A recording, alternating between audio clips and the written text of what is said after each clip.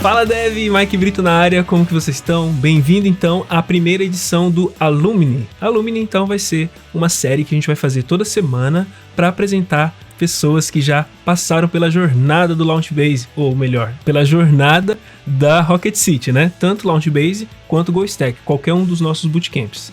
E hoje nós estamos aqui com essa conversa maravilhosa com a Laura Beatriz, lá de Florianópolis. Tudo bem, Laura? Oi, gente. Oi, Mike. É um prazer estar aqui com vocês. Tenho certeza que esse papo vai ser muito bacana. Obrigado, Laura. Eu também tenho certeza. A gente acredita muito que nessas conversas que a gente vai fazer aqui nessa série nova, a gente vai aprender um pouco mais sobre os limites de cada um, como que esses limites foram quebrados, né? Como que foi que a Laura, por exemplo, nessa conversa de hoje, que a Laura conseguiu alcançar algumas coisas na vida. Beleza? Então, a gente vai fazer assim, é um jogo onde eu vou perguntar e você vai me responder, você fica à vontade, pode tomar o tempo que você quiser. O grande lance é a gente conhecer e saber mais da história da Laura, né? Querer saber como que é essa vida da Laura. O que eu quero perguntar primeiro para você, Laura? Eu queria saber como que foi o início da sua jornada como dev, né? Assim, qual que foi, por exemplo, o dia que você falou assim, ó, vou começar a programar hoje? Eu vou começar um pouquinho antes disso, desde quando eu era pequena. Eu moro numa cidade no interior de Florianópolis, né, exatamente no centro, e quando eu tinha uns 9 anos, eu e meu irmão, a gente não podia sair de casa para brincar na rua, então o nosso lazer era o computador. A gente tinha aqueles computadores de caixa, sabe?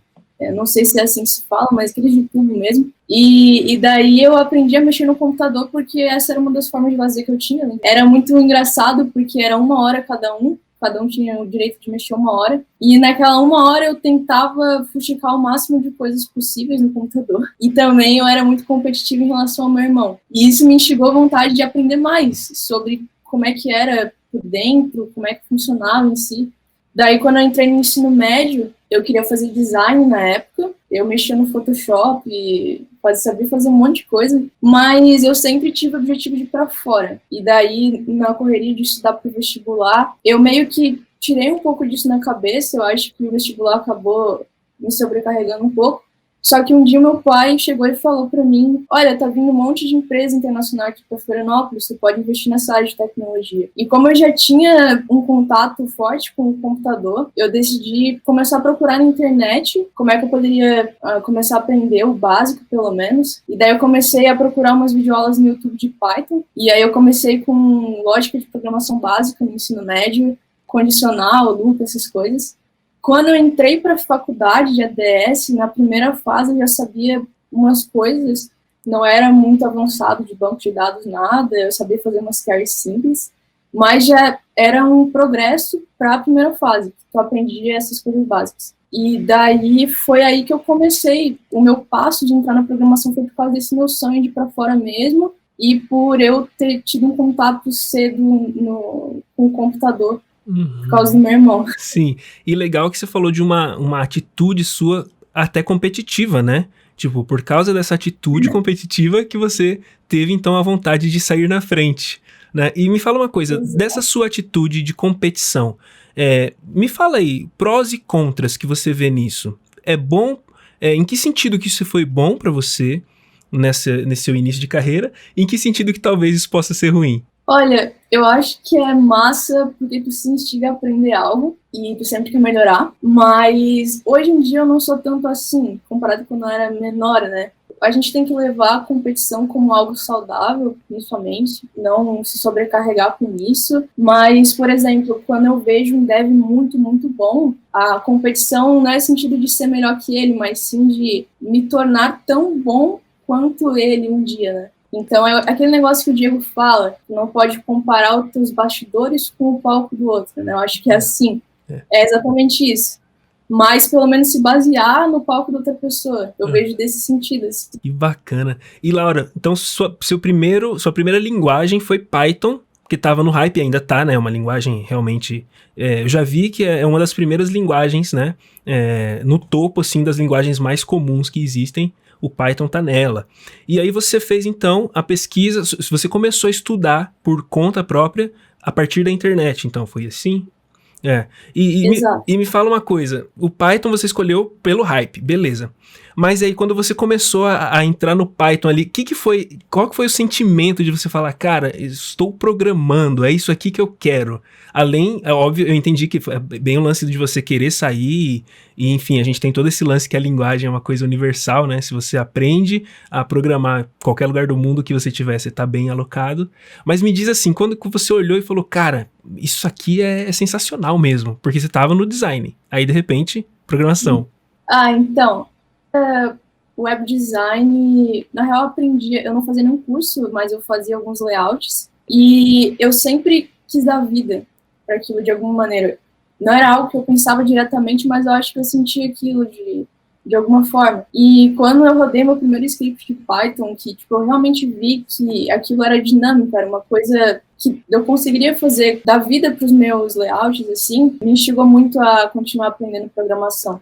A ideia de resolver problemas, etc. Mas é basicamente isso. Acho que tu poder dar vida para as coisas, resolver problemas é o que todo instiga o programador a continuar aprendendo programação. E é massa, porque eu lembro também quando eu tava no começo, e assim, até hoje, quando a gente faz uma linha de código, alguma coisa que funciona, coisa nova que a gente tá aprendendo, não sei, a gente faz que funciona, dá um ânimo, né, um gás, né? O Felipe Deschamps fala que isso daí dá aquela motivação. Como que é o nome que ele fala mesmo? Isso dá... Dopamina? Isso, dopamina. Full dopamina, ele falava, né? Muito bom. E assim, esse outro perfil que você falou, que eu também acho um perfil interessante pra gente falar um pouco, né? O perfil da pessoa que gosta de resolver problemas. Você sempre se viu assim? Sim, sim. Aqui dentro de casa, eu sou a que mais entendo de tecnologia, mas principalmente da minha família, qualquer coisa que acontecia que eu via que tinha oportunidade de eu resolver pela programação, eu me instigava muito de tentar fazer, mesmo que seja um programa básico, mas que ajude de alguma maneira. Eu acho que o feedback da pessoa chegar e falar, pô, Laura, aquilo realmente, tipo, me ajudou, sabe? É a melhor coisa que existe, do usuário chegar e te falar que resolveu o problema dele. Eu acho que a primeira vez que eu ouvi isso, eu sabia que eu queria aquilo pra minha vida. Que é muito maneiro, assim, é outro nível. Cara, que massa. Eu vejo muito no perfil, por exemplo, do meu pai e da minha irmã, eles já são, tipo, aquele life hacker, né, que a gente fala. A vida deles é de resolver pequenos problemas da vida. Então, se tem alguma coisinha quebrada, eles vão lá, eles têm a capacidade de ser criativos e resolver aquilo. Então, pra mim, isso daqui já é um princípio de uma pessoa que gosta de programar, que vai gostar de programar. Porque ela vai gostar de resolver esses pequenos problemas. Só que isso ela vai trazer pro lado da internet, aqui, da web, enfim, da tecnologia, né? Olha só, então é mais um perfil que a gente pode perceber numa pessoa que vai gostar e que vai se dar muito bem na programação, é a questão de resolver problemas. Acho isso sensacional também. Aí, legal, uma coisa que eu percebi na Laura é que a Laura já parece que já tinha o caminho traçado na cabeça. Olha, gosto disso, o meu motivo vai ser ir para fora, né? E eu acho que esse vai ser o grande auge do que eu quero saber. Como que foi, como que está sendo agora e como que você entrou no lado profissional, onde a Laura se encontra hoje profissionalmente? Como que você chegou, o que é que tá acontecendo na sua vida? Conta pra mim. Como que eu comecei a minha jornada até hoje? Eu queria saber esse lado profissional de você conseguir chegar nesse ponto do sonho do tipo, cara, a gente já pode dizer, né, Laura, que se você, bem pouquinho, bem rapidinho, você já pode estar fora do Brasil, tranquilo, né? Porque está chegando ali. Mas onde que você se encontra hoje profissionalmente, né? Então, eu acho que um dos fatores foi realmente sempre persistir e meter a cara para tentar. O que aconteceu. Eu acho que isso principalmente é uma das coisas que mais me ajudou. No começo, como que foi esse processo de eu entrar no mercado em si? Como eu falei, na primeira fase da faculdade, eu já sabia algumas coisas de programação, mas eu não sabia muito avançado. E daí, na primeira fase, eu já queria estagiar. Sendo que, geralmente, nas faculdades, tu começa a estagiar na segunda ou na terceira, porque tu tem que ter alguns conhecimentos de banco, etc. E daí, na primeira fase, eu consegui umas 3 entrevistas para algumas empresas aqui de Floripa. E nessas 3 entrevistas de estágio, eu não passei. Eu não passei por causa de entrevista técnica, vários fatores que atrapalharam. E na primeira eu me lembro que eu fiquei muito chateada. Meu irmão conversou comigo, mas, cara, é a tua primeira entrevista ainda, é super normal, e tu ainda vai ter muitos outros tropeços pela frente. O meu irmão, com o pouco dinheiro que ele ganhava no estágio, ele pagava alguns cursos para mim. Então, eu acho que isso me instigou muito a continuar tentando e mesmo que se desse errado. E daí eu me lembro que eu tava no LinkedIn, eu sempre, desde o começo, eu dava uma pesquisada sobre marketing pessoal, etc. E daí eu já usava o LinkedIn desde muito cedo também. Isso foi um dos fatores que ajudou, inclusive. E aí eu tava no LinkedIn, um dia normal, eu tinha chegado da faculdade, e eu recebi uma mensagem de uma recrutadora sobre uma vaga de dev pleno em Florianópolis. Eu decidi tentar, porque vai que, né? E eu montei um currículo super, bonitinho, até pelo que eu sabia fazer na época. O legal é que era uma vaga de full stack com Node, mas eu não sabia nada de Node. E eu tentei, vendo que vai dar. Eu fui chamada para entrevista, e aí eu consegui passar na entrevista, e eu passei na vaga. E acho que um dos fatores que eu já até cheguei a falar em outra live que teve na Rocket foi por causa do meu GitHub, porque tudo que eu praticava em casa eu botava lá. E daí o recrutador, o meu gestor na época, ele falou que gostou muito do meu GitHub, foi um dos fatores que ele tinha me contratado. Então, uma coisa que eu percebi muito durante essa minha carreira é que tu não precisa ter um conhecimento técnico tão sólido em algo, que se a pessoa vê que tu realmente está tentando aprender aquilo, é um dos maiores fatores que vai fazer tu conseguir a vaga. Então, GitHub e LinkedIn são meios que tu vai conseguir expor isso, que tu está praticando e que tu está buscando ficar bom naquela área que tu foi contratado. Cara, eu tô impressionado, porque assim, são os fatores que eu já pirei de personalidade. A persistência, quer dizer, você é uma pessoa atrevida, você não teve medo, né, de se arriscar. Isso aí que a gente tem que falar, pessoal, não tenha medo de se arriscar. A Laura, eu tenho certeza, isso eu vou até perguntar, você se sentia pronta? Não. Em nenhum momento eu sabia, eu sabia tudo, não, eu não sabia de muita coisa. Isso é um grande lance, e eu vou falar, isso é a síndrome do impostor que habita em todos nós. A gente tem essa tendência de não se sentir pronto, mas o diferencial tá em quem se arrisca. O diferencial tá em quem vai atrás. E apesar da tristeza que você sentiu, obviamente, eu também lembro da primeira entrevista que eu fui fazer e que não deu certo pra mim, eu fiquei malzão, falei, cara, será que eu sou capaz? A síndrome do impostor de novo, mas será que eu estou pra isso? Só que não se deixar abalar. Eu não me deixei abalar em momento nenhum. Falei, não, beleza, tô triste, fiquei, obviamente, você recebe um não, a gente não é acostumado a lidar com não, mas a gente vai e se arrisca, e continua. Então, esse seu foco, né, sua persistência, e eu vou tentar de novo, isso é sensacional. Agora, você falou de outras duas coisas aí, que também tem essa dúvida, né? O seu LinkedIn e o seu GitHub. Eu, quando conheci a Laura, quero até dizer isso pra vocês, né? A Laura me mandou pra mim um pull request de uma parte lá do Launchbase, correção de texto, de lógica e tal. Aí eu, nossa, que massa. Ela mandou 1, mandou 2, mandou 3. Aí eu falei, cara, essa pessoa manja. Aí eu entrei no LinkedIn da Laura. Eu entrei no LinkedIn dela e falei, cara, essa pessoa deve ser o CEO de alguma empresa. Juro, gente, eu tive essa sensação quando eu vi a página do LinkedIn.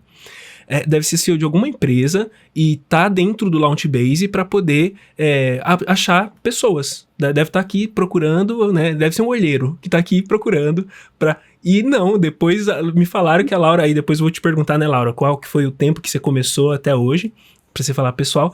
E aí eu falei, cara, mas que é isso? O LinkedIn dela simplesmente é sensacional. Logomarca. Me fala coisas que você foi fazendo no seu LinkedIn, assim, que você acha que fez a diferença. Eu acho que primeiro foi mostrar uma imagem mais profissional. Uma das maneiras que eu achei é que na época eu contratei um freelancer de design para fazer uma logo para mim, a minha identidade, pelo menos, porque eu queria ter no e-mail essas coisas. Sim. Principalmente se eu fosse montar meu site. Eu acho que isso é legal quando tu vai desenvolvendo a tua carreira, tu montar uma identidade pra ti, um portfólio, isso ajuda bastante, os recrutadores gostam bastante, eu acho. E eu sempre quis, manter essa imagem de profissional, sabe? Sim. Eu gosto muito disso. E deu muito certo. Pelo menos pra mim, quando eu olhei, eu falei, caraca, olha só. Que bom. Fico feliz. Mas... E aí o LinkedIn, além dessa característica, aí tem o lance de você estar alimentando ele direto, como que você fazia isso? Ou faz, né? Então, o meu processo geralmente com o LinkedIn é toda vez que eu tô trabalhando em algum projeto na empresa mesmo, ou side projects meus, eu tento expor lá para a comunidade como é que foi, quais tecnologias que eu usei, colocar no repositório, porque eu vejo que tem muita gente que se identifica, às vezes acaba dando fork, contribuindo, mandando pull request, essa é uma das coisas que eu mais gosto, e contribuir de alguma maneira, porque além de tu mostrar para as pessoas o teu conhecimento, elas podem acabar aprendendo algo novo também, tipo, eu estou usando uma lib, eu vou lá e coloco no LinkedIn, a pessoa pode estar querendo usar aquela lib para alguma coisa no software dela. Então eu gosto de compartilhar tudo que eu estou aprendendo para alguma pessoa se identificar também. Sempre tem alguém, né, que vai poder aprender alguma coisa com a nossa jornada, né, com o que a gente está aprendendo. Perfeito. E aí você falou também do GitHub, que maravilhoso. Aí vem a dúvida, né? Você tinha vergonha de colocar coisas no GitHub? Não. O engraçado é que quando eu comecei a usar o GitHub, eu não sabia Git Flow, eu não sabia Git Commit, eu não sabia Push, como é que eu fazia? Eu fazia curso de Python na época, curso do Guanabara, não sei se você conhece. Sim, maravilhoso, maravilhoso. E daí ele tem uns exercícios de Python na série dele, e eu fazia tudo no editor, salvava e só jogava com o mouse dentro do repositório. Eu não fazia commit, não fazia coisa nada. Sério? E daí era um repositório gigantão com vários arquivos Python assim e os exercícios, e tipo o nome do repositório era exercícios Python. Legal. E eu ficava jogando isso aí dentro. Tem todo jeito de fazer isso. Aí eu fui aprender Git. E eu fui, tipo, eu nunca comecei algo que eu já soubesse 100%. Eu acho que isso é muito escalável. Tu vai praticando, um dia tu percebe que tem como fazer de uma maneira melhor e tu vai ganhando conhecimento naquilo. O meu GitHub no começo, ele era ruim. Hoje em dia, tá melhor. E quem sabe ainda tem como melhorar. Sim, claro, perfeito. Mais uma característica incrível que é o fazer. Né? Você é uma pessoa que faz. Não importa se tem dificuldade, gente. Não importa se você não sabe, se não está preparado. Vai e faz. Isso é incrível. Mais uma característica, check maravilhosa. E, Laura, agora me diz como que foi que você conheceu a gente da Rocket City. Isso daí eu também tenho essa curiosidade. Como que você chegou até a gente? Então, quando eu comecei a aprender Python e eu fui fazer as entrevistas de estágio, eu percebi que em Florianópolis não tinha tanta oportunidade. Tem até bastante emprego pleno, mas para estágio não tinha tanto. E eu vi que tinha muita vaga de JavaScript, muita vaga mesmo. Até mais vagas de pleno de JavaScript do que de Python. E aí eu comecei a pensar em quais oportunidades que eu teria no mercado com JavaScript, comparando com as que eu teria com Python em menos tempo. Apesar de o Python ele ser famoso, eu não diria que tanto quanto o JavaScript, não vou entrar tanto em detalhes, mas, eu acho que a quantidade de bibliotecas, frameworks, etc., tem um nível de aprendizado que demora mais, e aí eu me lembro que eu fui desenvolver minha primeira API, eu tive que aprender de Django, e não tinha muito conteúdo nem na Udemy nem outros canais educacionais para isso. Então, eu tive bastante dificuldade para desenvolver minhas primeiras aplicações. E a Rocket foi um dos primeiros canais que eu achei, que fazia conteúdo sobre React, etc. E, na época, eu não tinha condições de pagar, porque eu ainda fazia faculdade, eu não tinha uma renda, assim. Mas eu assistia os conteúdos gratuitos, e já me ajudava bastante.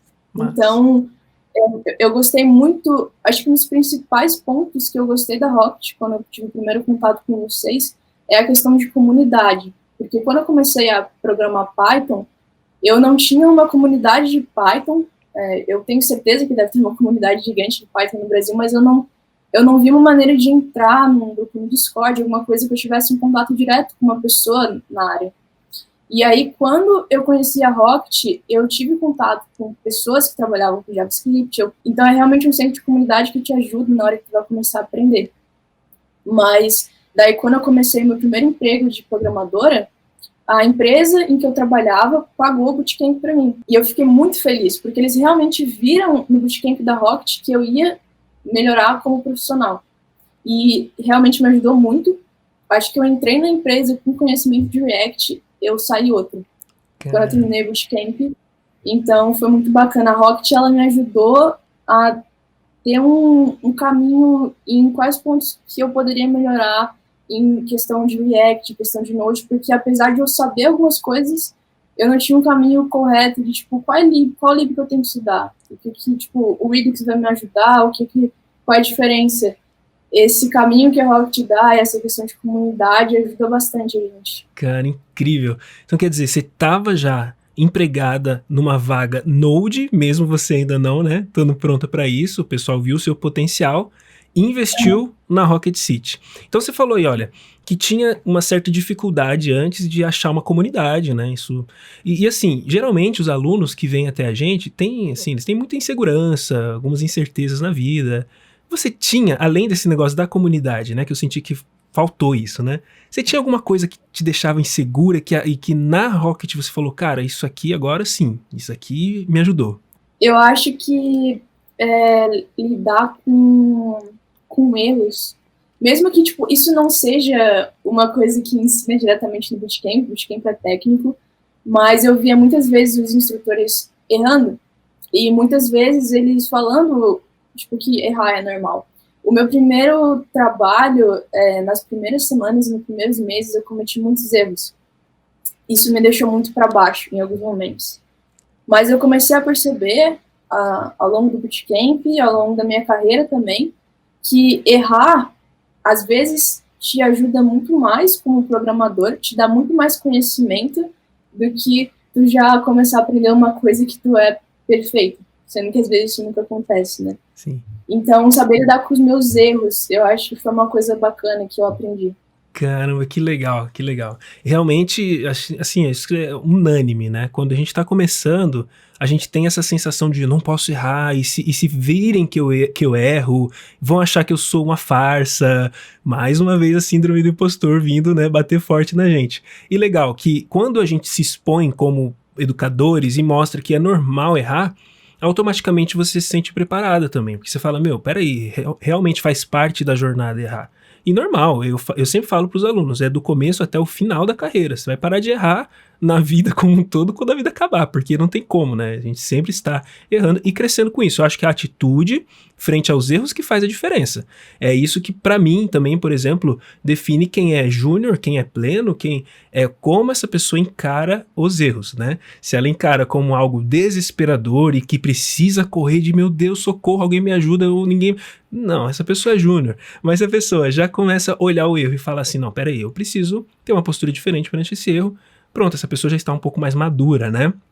E vem cá, aí vem uma dúvida também que às vezes eu pergunto para as meninas na parte da programação. Apesar de que, para mim, a programação começou com com a Ada Lovelace, uma mulher, né? Ainda vejo que algumas pessoas têm alguns preconceitos. Não sei se isso é normal, eu queria saber de você. Você sofreu algum tipo de preconceito de amigos, familiares ou no profissional? Olha, no começo, parte da minha família tinha um conceito assim. As pessoas achavam que análise e desenvolvimento de sistemas era um curso que tinha a maioria homens e que eu deveria fazer algum curso que era mais de mulher, como design ou algo do tipo. Mas meu pai, ele foi uma das primeiras pessoas a me apoiar a entrar para a tecnologia, então isso foi muito importante para mim. E aí, a partir do momento que eu entrei na faculdade, foi um impacto para mim já, porque eu era, acho que tinha 2 mulheres na turma, contando comigo, e uma desistiu, justamente, eu acho, por causa desse impacto que dá na gente, quando a gente entra. Mas, graças a Deus, eu acho que no meu primeiro emprego, todo mundo era muito gente boa comigo, eu aprendi com pessoas geniais. O meu sênior, o cara era muito bom. Tiago, se você está assistindo isso, é tu mesmo. E eu acho que eu vi muitas coisas já na internet. Comunidade, em geral, não da Rocket, mas em outros lugares. E isso está muito na cultura, sabe? Vem muito da família também. Então, isso não é tão da programação. Eu acho que já vem uma parte mais externa, sabe, da pessoa. E a gente está melhorando com isso. Eu fico muito feliz quando eu vejo a quantidade de alunas que a Rocket tem, a quantidade de alunas da Rocket que entram no mercado de trabalho e como são excelentes. E toda mulher que vem falar comigo no LinkedIn que tá começando na área de programação, abre um sorriso no rosto, assim, para mim, porque quanto mais começarem a entrar na indústria, a gente vai conseguir diminuir essa visão de que a predominância do mercado é de homens e que às vezes as mulheres não têm uma habilidade tão alta tecnicamente. Mas acho que conhecimento é a mesma coisa, não importa se é homem ou mulher, a gente consegue adquirir de qualquer maneira, né? Sim, sim. Na faculdade eu tive 3, se bem me lembro, 3 ou 4 professoras. Pra mim, as melhores matérias. Não tem, assim, sem dó, porque as mulheres manjavam demais. Inclusive, uma delas era professora de algoritmos e tinha escrito um livro de algoritmos. Então, e era o livro que a faculdade adotou. Então, quer dizer, não tem como ficar para trás. Eu pergunto porque realmente ainda existem meninas também que às vezes têm essas dúvidas, né? Mas será que é para mim? Mas olha aí, gente, vocês estão vendo pela história da Laura, né? E legal que seu pai foi o grande motivador, né? Isso é muito bom. Uhum. E a gente tem a Loiane, né?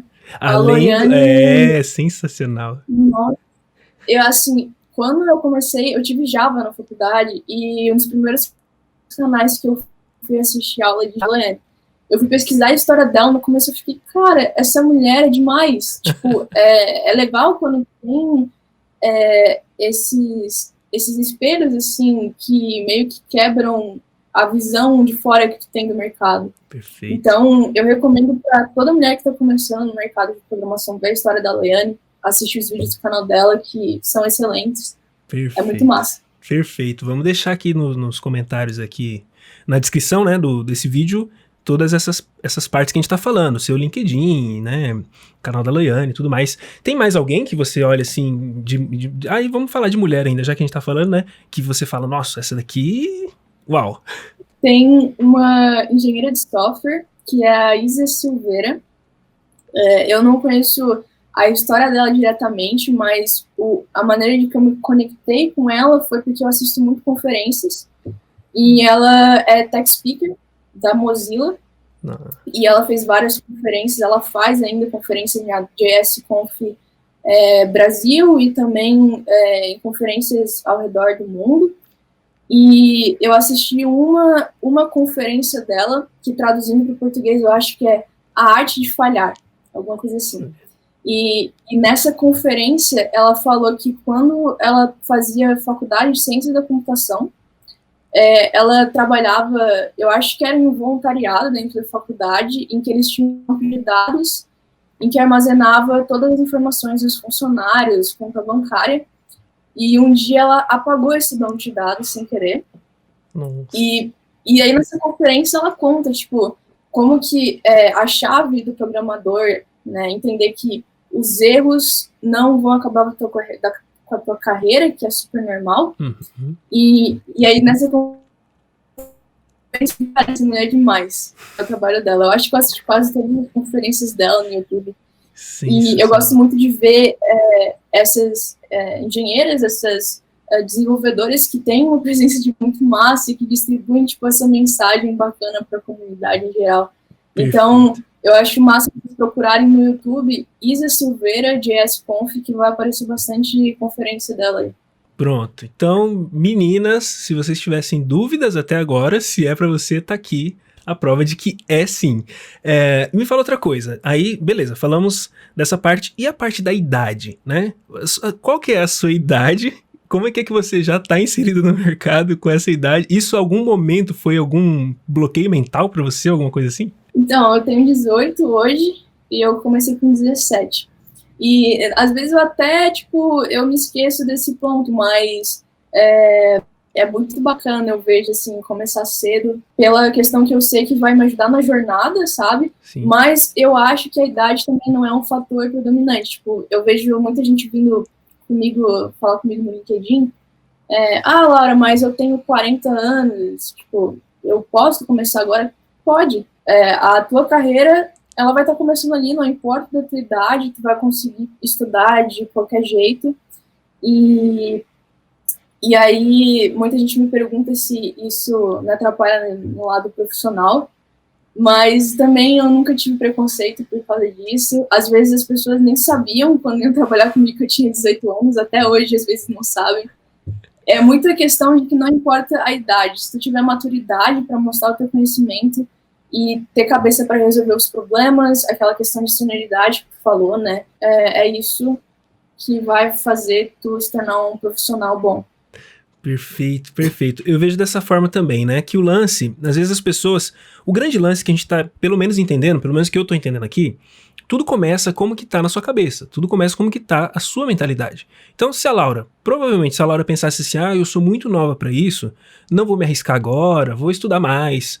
Pode ter certeza que ela ia demorar mais tempo pra completar, né? Pra chegar até esse momento, né? Agora não. A cabeça da Laura, a mentalidade dela, vocês estão vendo por vários pontos, como é uma mentalidade forte, né? Então, a questão da idade também não foi algo que impediu, porque pra mim também sempre foi isso, maturidade. Então, quantas e quantas vezes amigos meus, com 10 anos mais novo que eu, me falavam alguma coisa que aquilo era muito maduro, aquilo era muito, assim, sábio e que eu ainda não tinha entendido.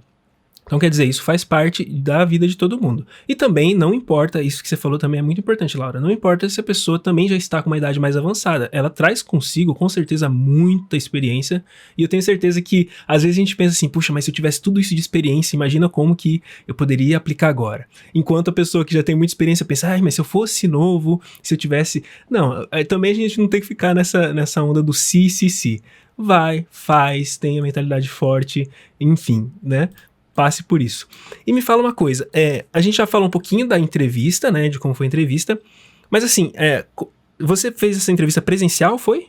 Então, eu, como eu falei no meu LinkedIn, né, eu sempre estou muito ativa lá, e daí me chamaram no LinkedIn. Lá mesmo, E o processo de entrevista foi o começo à distância, no final eu fui visitar o escritório deles, porque a empresa que eu trabalho atualmente, a Soft, né, ela tem a sede em Berlim, mas ela tem uma parte em Florianópolis. É aquilo que eu falei de muitas empresas internacionais que estão vindo para o Brasil, e às vezes isso te dá uma oportunidade até mais direta para tu ingressar em empresas internacionais, porque tu pode fazer o processo seletivo no Brasil. Então isso é muito bacana. E daí eu fiz o processo de entrevista todo online mesmo, e depois eu fui conhecer a galera lá. Às vezes as pessoas também têm essa dúvida, né? Poxa, eu vou me candidatar para uma vaga. Muita gente fala isso, né? Olha, eu tô no interior, vou me candidatar para uma vaga aqui, sei lá, na minha cidade não tem oportunidades. Vou me candidatar para uma vaga fora. Poxa, eu vou ter que fazer. Como que será que é isso? Olha, gente, para mim, que eu já participei disso também, o processo começa online mesmo, né? Você vai conversando com as pessoas e tal. De repente você pode ser convidado e, quem sabe, até custeado, né? Pra ter uma mudança e tudo mais. Tudo vai depender, claro, também do seu sonho, né? E o sonho da Laura já era esse lance de estar fora. E que massa, né, cara? Porque, Laura, você tá numa empresa que é de Berlim. Quer dizer, se realmente, eu tenho certeza, né? Se tiver a oportunidade de você ir pra lá, você vai, né? Claro. Assim, o massa é que eu vejo que a tendência é essas entrevistas começarem a ser mais online, pela questão de facilidade também. A minha tech interview foi online também, e a cultura das empresas de fora, a maioria são online, não considerando as titãs, né? Porque Google, Facebook, a gente sabe como é que é o processo mais hard da coisa. Tu tá numa sala com aquele quadro branco e tu tem que fazer os algoritmos. Mas foi bem bacana essa coisa que tu falou, que eu vejo que tem muita gente realmente que tem medo de se candidatar, porque às vezes a distância de fazer presencial. Mas uma coisa que eu percebi é que quando o recrutador ele percebe que a gente tem talento, que você tá mostrando que tu sabe, se tu falar para ele, cara, olha, eu não tenho como ir aí por tal motivos, ele vai te dar a possibilidade de fazer entrevista online. Inclusive isso aconteceu comigo. Acho que era a primeira etapa ou uma etapa de fit cultural. A recrutadora perguntou, tu pode vir aqui pra gente falar pessoalmente? Só que naquela semana eu tava lotada de coisa. Eu falei, olha, eu não vou conseguir, pode ser online? E foi online. Então, às vezes, tu consegue quebrar um pouquinho o padrão do processo seletivo, e isso pode te ajudar. Sempre tem como arrumar algo. Nunca tem que ser, às vezes, do jeito padrão, sabe? Perfeito. Então, é bem tranquilo. Essa pra mim também é outra característica de uma mentalidade muito forte, que eu vou dar um jeito pra essa situação, né? Não vou ser escravo ou refém da situação. Se tem como, quem sabe até o questionar, ou perguntar, ou sei lá, fazer as conversas ali para dar certo, vai dar certo. Mais uma característica, né, Laura? E me fala uma coisa, Laura, assim, você então, antes da Rocket, né, antes de você fazer os cursos ali, você acha que se não tivesse esse curso da Rocket, o seu caminho poderia ser um pouquinho mais complexo? Você acha que vale a pena essa parte de cursos? Como que você vê isso? Vale muito a pena, realmente. Eu acho que a jogada do bootcamp te dá um guia. Tu não precisa, tipo, te limitar o estudo só ao bootcamp. O bootcamp, além de te dar um caminho técnico, ele também abre o teu horizonte para outras maneiras de aprendizado. Então, tipo, com o bootcamp eu aprendi várias outras coisas, que era procurar na internet outras fontes de conhecimento, como documentação, etc. E o bootcamp, ele me deu essa noção de, tipo, aonde que eu tenho que ir para resolver tal problema. Que legal. E se eu não tivesse feito bootcamp, eu acho que eu poderia até ter aprendido as coisas que eu sei hoje, mas seria um pouco mais demorado. Porque a ideia do foguete, né, eu acho que o logotipo da Rocket é realmente dar, tipo, esse caminho mais rápido da coisa, mais guiado. E eu fiz os 2 bootcamps da Rocket até hoje, eu fiz o Launchbase, eu fiz o GoStack, eu não me arrependo de nada. E engraçado é que quando eu trabalhava na época, eu, tipo, trabalhava 3 horas de distância, tinha que pegar 3 ônibus, basicamente, cada um era 1 hora, e eu chegava em casa, eu acho que era, tipo, 9 horas da noite, 8 horas, mas eu nunca deixava de pegar o bootcamp, estudar, fazer os desafios, porque eu gostava muito, era praticamente o meu lazer, eu aprendia, me divertia, então, cara, o bootcamp da Rocket é sensacional por causa disso, não é uma coisa que tu enjoa, e tu gosta de fazer e ajuda bastante na tua carreira. Que legal. Caramba, então, eu tinha entendido mesmo que você fez os 2, então você fez os 2 juntos? Tipo, enquanto você fazia um pouco um, você fazia um pouco outro, é assim? Então, eu tava na turma 9, foi a turma que eu entrei do GoStack, mas aí eu peguei a primeira turma do Launchbase, que foi depois, né? Acho que o Launchbase lançou esse ano, ou no começo desse ano? Lançou, o começo desse ano foi a turma 2, eu acho. Primeira turma acho que foi em novembro, amiga. Acho que foi isso. Ah, tá. Então, eu fui da primeira turma. Eu fui uma das primeiras, mas eu sei que... Por que eu fiz o bootcamp? Foi depois que eu tinha me formado no GoStack já. A questão do Launchbase, ele é focado para as pessoas que estão começando a carreira, ele te dá um guia perfeito para começar com as tecnologias padrões, CSS, HTML, só que às vezes tem algum ponto da tua carreira de programador que tu vê que tu precisa refinar o básico. E muita gente se engana que a maioria dos problemas tu vai resolver com conhecimentos avançados. Não. Às vezes a maioria das coisas tu consegue resolver com as tecnologias essenciais, com as tecnologias fundamentais da programação. E eu vi que tinha alguns conhecimentos que ainda estavam faltando para mim. E daí eu falei, cara, eu vou comprar um Launchbase, ele vai me ajudar muito, e realmente me ajudou. Os conhecimentos que eu tinha de Node, eu consegui refinar, os conhecimentos que eu tinha de CSS, eu consegui refinar também. E então, quem tiver com esses problemas, eu recomendo fazer bootcamp no Launchbase. Eu acho que todo curso ele te dá um extra, assim. Então, os 2 bootcamps me ajudaram bastante. Pô, que bacana, caramba. E assim, mais outra frase que eu lembrei aqui enquanto estava falando das dificuldades aí de horas de trânsito, né? Cara, quem quer dá um jeito, quem não quer acha uma desculpa, né? Ah, mas o trânsito, mas eu não vou conseguir, mas eu tô cansado, mais. Não, a Laura tá aí pra provar, gente. Vai e faz, para com essa desculpinha. Se você quer chegar lá, ninguém vai conseguir ser uma Laura ou perto do que a Laura fez, fazendo menos do que ela tá fazendo. Não tem como, né? Tem que fazer mesmo. Então tá, agora me diz uma coisa, né? Pra gente já chegar quase na finalização. Se você olhar pra trás, Laura, nesse caminho, na sua jornada até aqui, o que é que você não faria?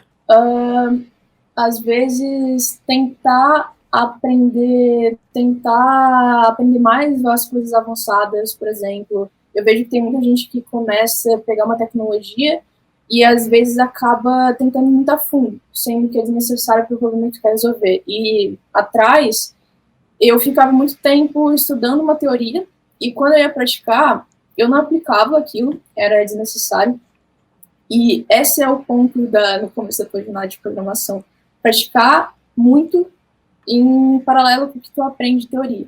Então, eu acho que aprende o básico, pratica o básico. Se tu vê que o avançado é necessário, estuda avançado e pratica o avançado. Mas é interessante saber dividir esses pontos. Pô, que legal. Então, se eu entendi bem, assim, não dá o passo maior que a perna, né? Não precisa. Não ser, tipo, ansioso, né? Porque isso daí é muita questão de ansiedade, né? A gente querer ficar estudando, consumindo, não tá praticando nada, não tá... E aí é lógico, a gente não vai lembrar disso depois, né? Então, essas coisas, se você conseguisse se organizar, se você voltasse para trás e organizasse o caminho, seria bem mais fácil, né? Seria outro tipo de caminho, né? Entendi. E olha que seu caminho já é excelente. E assim, eu te perguntei então o que você não faria. E o que você faria de novo? Se você olhar toda a jornada, o que você com certeza faria? Arriscar. E eu vou continuar arriscando. Perfeito, cara, perfeito. Mentalidade linda, cara. Tomara que, assim, com o que a gente tá fazendo aqui, com essa entrevista, tomara que as pessoas estejam entendendo, né? Que, assim, é muito além do que somente um conteúdo, né? É muito além do que somente, sei lá, a ansiedade mesmo, o desejo. Porque às vezes a pessoa, ela tem o desejo, mas não é aquela coisa já feita na cabeça dela, do tipo, cara, eu vou fazer isso. Não é assim, eu queria sair daqui do Brasil, eu queria... Não, eu vou fazer isso, esse é o meu caminho. Então que as pessoas estejam entendendo isso, né, Laura? Sensacional, né? Laura, me fala uma coisa, você quer deixar alguma mensagem, alguma consideração, alguma coisa que você queira falar aqui pra gente? Cara, eu acho que eu tenho que agradecer pela comunidade que a Rocket formou hoje. Realmente o que vocês proporcionam para os alunos é genial, as experiências que a gente tem adquire muito conhecimento para a gente conhece pessoas maravilhosas, e para os alunos que vão começar, que pretendem adquirir o bootcamp, para os alunos que ainda fazem bootcamp, arrisquem, porque vocês têm todo esse conteúdo que a Rocket disponibiliza, tudo isso é a chave para conseguir entrar no mercado, o que a Rocket disponibiliza para a gente ajuda muita coisa. Então, a oportunidade realmente não falta, a questão é focar nos objetivos, que a gente consegue bastante coisa aí. Então, é isso. A grande geral, e bora continuar subindo, né? Só subindo como é o foguete da Rocket. Boa. Ô, Laura, obrigado. É triste, assim, que a gente tem que chegar no fim, né? Não dá pra ficar horas e horas conversando aqui. Mas, assim, eu, assim, pirei nas coisas que você falou. Amei conhecer um pouco mais da Laura, assim, e ver tanta maturidade e uma mentalidade tão concreta, tão forte, né? Laura, 18 anos, incrível. Não, às vezes não dá pra acreditar, né? E assim, como eu falei já antes pra você, Laura, e falando pra todo mundo, eu sou um grande fã desde o momento que você fez os primeiros pull requests lá, e eu olhei e falei, cara, essa pessoa manja. E olha só, gente, olha como que a gente tem a visão das coisas, né? Então, a minha visão é, essa pessoa manja demais. E ela veio e prova pra gente nessa conversa que manja mesmo, tá? Então, é só chegar e se apresentar, né? E se arriscar e fazer. E se você, então, quer pegar mais essas coisas que a gente falou aqui, então volta no vídeo, assiste de novo para você pegar mais essas ideias, né? E queria agradecer agora, então, primeiro a Laura por ter cedido esse tempo pra gente, essa conversa maravilhosa. Agradecer a cada um de vocês que ficaram até aqui nessa conversa. Eu espero muito que esse conteúdo também venha somar mais para você. É muito, gente, é muito além do que, assim, o que a gente pode encontrar por aí na internet de somente conteúdo técnico. A vida de um dev é muito além disso. A gente tem outros pilares importantes, tão importantes quanto a técnica. E tá aqui nessa conversa pra gente entender um pouco mais desse caminho. Do começo aí da Laura até esse momento dela. E a gente ainda vai ouvir falar muito mais, né, Laura, das coisas e das coisas boas que vão vir a acontecer na sua vida. Então, gente, Laura, obrigado. Pessoal, muito obrigado. Um abração do Maicão e até a próxima. Tchau, tchau.